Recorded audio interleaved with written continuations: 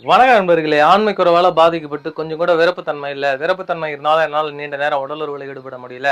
விந்துன்றதே சீக்கிரம் வெளியேறிடுதுங்க. அதுவும் பச்சை தண்ணி போல வெளியேறுதுங்க.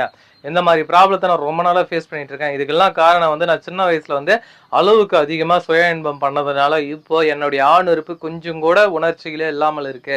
உணர்ச்சிகள் இருந்தாலும் என் மனைவி கிட்ட என்னால போகவே முடியல. நாங்க 2 பேரும் ஒண்ணு சேர்ந்தே 6 மாசம் ஆகுது, 1 வருஷம் ஆகுது. இந்த மாரி பிரச்சனைனால டைவர்ஸ் ஆயிடும் பொழுது.